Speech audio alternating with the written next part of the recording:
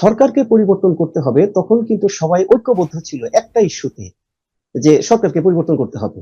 কিন্তু যখন সরকারটা পরিবর্তন হয়ে গেল, তখন তো বাস্তবতা আর থাকলো না কোনো সরকার পরিবর্তনের। আন্দোলনটা সবাই মিলে করেছিল, কিন্তু যখনই আন্দোলনটা সফল হয়ে গেল, সরকার পতন হয়ে গেল, তখন কিন্তু আবার যার যার প্ল্যাটফর্মে ফিরে যাচ্ছে, শিবির তার প্ল্যাটফর্মে ফিরে যাচ্ছে, ছাত্রদল তার প্ল্যাটফর্মে ফিরে যাচ্ছে। এই ইন্টারিম সরকারের দায়িত্ব হলো রেফারির মতো। তারা একটা লেভেল প্লেইং ফিল্ড তৈরি করবে এবং এমন একটা পরিস্থিতি তৈরি করবে যাতে করে এই সমাজ এবং রাষ্ট্রকে যারা কলুষিত করছে তারা যেন ফিরে আসতে না পারে, এরকম একটা ব্যবস্থা তারা নিবে। এখন আমরা বাস্তবতায় দেখতে পাচ্ছি যে যারা সরকারে আছে তাদের সাথে যারা রাজপথে আছে তাদের বিশেষ বিশেষ কারো কারো বিশেষ ধরনের সখ্যতা আছে। আমরা যেমনটা দেখতে পাচ্ছি যে বৈষম্য বিরোধী ছাত্র আন্দোলন এবং শিবিরের সাথে ছাত্র দলের এক ধরনের একটা বিরোধ চলছে। এই বিষয়টি নিয়ে কুয়েট সহ আরো যে ঘটনাগুলো ঘটছে, আমি আর বিস্তারিত যাব না, কারণ আপনি জানেন এরই মধ্যে। পুরো বিষয়টি নিয়ে আপনার পর্যবেক্ষণ আসলে কি? দেখুন, আসলে সবকিছুই এখন আমাদের কাছে পরিষ্কার।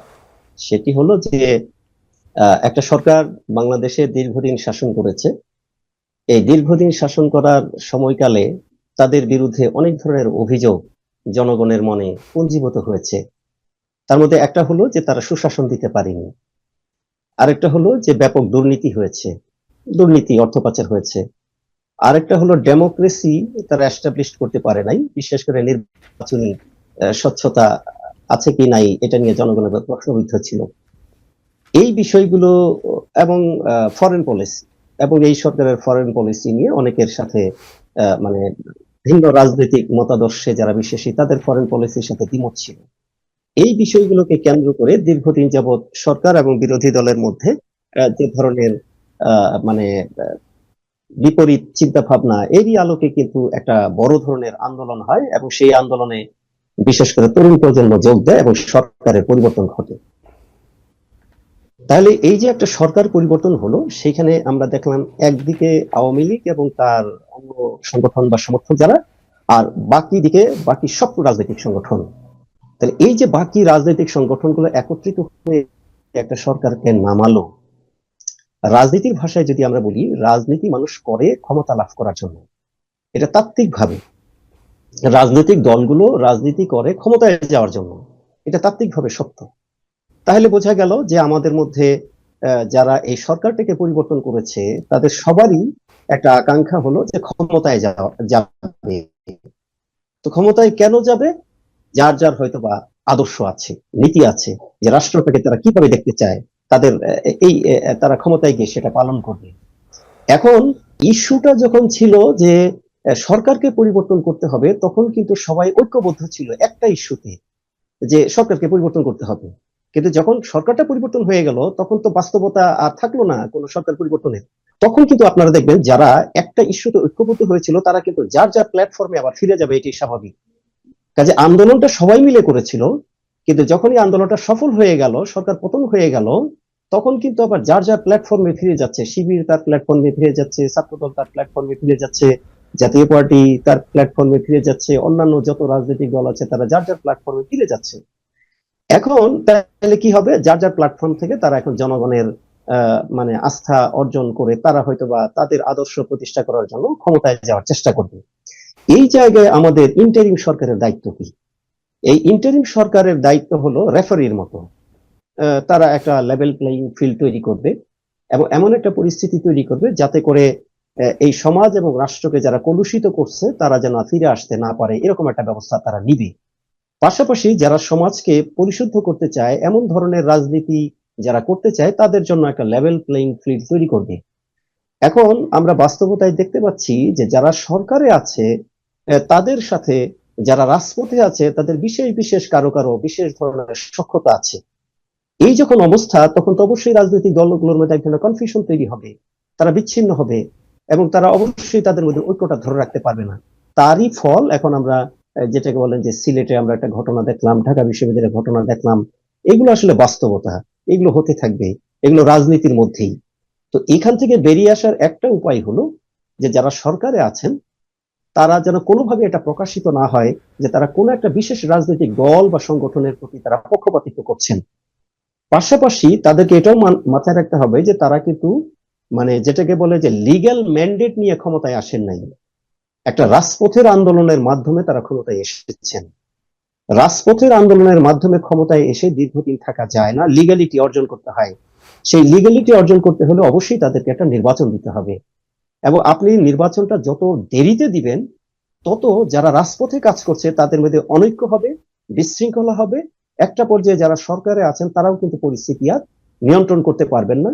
এই সুযোগে কিন্তু যাদেরকে আপনারা পরাজিত করছেন তারা কিন্তু আবার ফিরে আসবে, যেটা এখন ইতিমধ্যেই আমরা খেয়াল করছি, অনেকে বলার চেষ্টা করছেন যে আগেই ভালো ছিল, আগের সরকারই ভালো ছিল।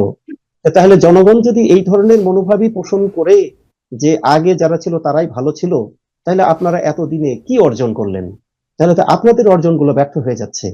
তো আপনারা তো এই ব্যর্থ হওয়ার জন্য ক্ষমতায় আসেন নাই, ব্যর্থ হওয়ার জন্য তো মানুষের জীবন দেয়নি। কাজেই আমাদেরকে এমন ভাবে কাজ করতে হবে যাতে করে জনগণকে আমরা কনভিন্স করতে পারি যে হ্যাঁ, আমরা যারা আন্দোলন করেছিলাম তারা সঠিক পথে আছি, সঠিক জন্য আন্দোলন করেছি, এবং আমরা একটা সঠিক পথেই রাষ্ট্রকে নির্মাণ করতে পারবো। তা আমি মনে করি যে এই কাজটা যদি আরেকটু যদি ছোট্ট 1 মিনিটে যুক্ত করি, আপনি দেখেন বাংলাদেশের ইতিহাস যদি সেই পাকিস্তান আমল থেকে আপনি দেখেন, যখন আমরা রাষ্ট্রটা তৈরি হলো পাকিস্তান, তখন আমাদের একমাত্র মুসলিম লীগ ছিল লিডার। মুসলিম লীগ যখন তার দলের মধ্যেই বৈষম্য তৈরি করলো, সেটা ভেঙে কিন্তু আবার আওয়ামী মুসলিম লীগ হলো।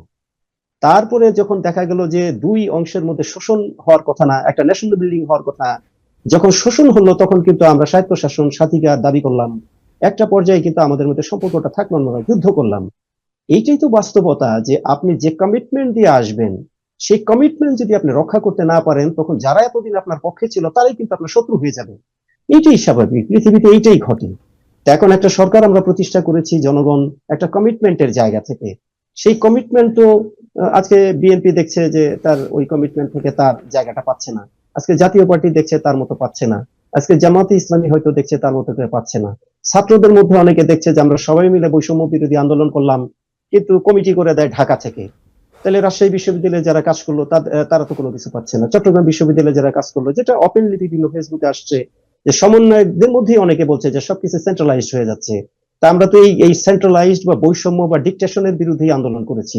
যা কিছু হয় ঢাকা বিশ্ববিদ্যালয় থেকে, পিএসসি তে নিয়োগ হয় ঢাকা বিশ্ববিদ্যালয় থেকে, আপনার নির্বাচন কমিশনে নিয়োগ হয় ঢাকা থেকে। তাহলে রাজশাহী বিশ্ববিদ্যালয়ের ছেলেমেলে কি লেখাপড়া করে না? তাদের শিক্ষকরা কি গবেষণা করে না? চট্টগ্রাম বিশ্ববিদ্যালয় করে না? তাইলে আপনারা বৈষম্য দূর করার জন্য আন্দোলন করলেন, সরকার প্রতিষ্ঠা করলেন, সেই সরকার তো বৈষম্য দূর করতে পারছে না।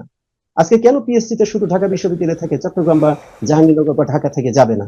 আজকে রাষ্ট্রের বড় বড় জায়গাগুলোতে আপনি দেখেন যে বিভিন্ন জায়গায় যে ডিসিএসপি পোস্টিং হচ্ছে, এখানেও কিন্তু খেয়াল করলে আপনি দেখবেন যে বিশেষ কোনো অঞ্চল, বিশেষ কোনো বিশ্ববিদ্যালয়ের ছাত্র থেকে উদ্ধৃত এইভাবে হচ্ছে। তো তাহলে এই জিনিসগুলো হতে থাকে যখন হয় যে জনগণের কাছে আপনার সরাসরি জবাবদিহিতা থাকে না। বর্তমান যে ইন্টারিম গভর্নমেন্ট, তারা কিন্তু জনগণের কাছে সরাসরি জবাবদিহি করতে বাধ্য না, এই জন্য তাদেরকেও কেউ কিছু বলতে পারছে না। কিন্তু যখনই আপনি একটা নির্বাচিত সরকার প্রতিষ্ঠা করবেন, নির্বাচিত সরকারের যারা রাজনীতির সাথে জড়িত থাকেন তাদেরকে মাঠে যেতে হয়, জনগণের সাথে প্রতিমূর্তি মিশতে হয়, ফলে জনগণের মুখোমুখি হতে হয়, ফলে তাদেরকে কিন্তু চাপে থাকতে হয়। বর্তমান যে ইন্টারিম গভর্নমেন্ট, তাদের কিন্তু ওই রাস্তাঘাটে বাইরে যাওয়ার কোনো প্রয়োজন নাই। তারা বিভিন্ন ফিল্ড থেকে এক্সপার্ট ব্যক্তি একসাথে জড়ো হয়েছেন রাষ্ট্রটাকে চালানোর জন্য। আপনি যখন ফিল করবেন না যে আমি কিন্তু জনগণের মুখোমুখি হতে বাধ্য, তখন কিন্তু আপনি বুঝতে পারবেন না আপনি কি করছেন সেটা ঠিক না বেঠিক। তো এই জন্য যত দ্রুত একটা গণতান্ত্রিক পরিবেশ সৃষ্টি করে জনগণের ম্যান্ডেট প্রাপ্তদের দিয়ে আপনি শাসন নিয়ে আসবেন, তখন সংস্কার না হলেও সংস্কার যে হচ্ছে কি হচ্ছে না এটা দিয়ে কথা বলার তো সুযোগ থাকবে মানুষের। কারণ আপনাকে তো আবার আর একটা ইলেকশনের জন্য আবার আপনার এলাকাতেই যেতে হবে। নিউ ইয়র্ক থেকে সম্প্রচারিত TVN 24 টেলিভিশন বিশ্বজুড়ে বাঙালির কণ্ঠস্বর।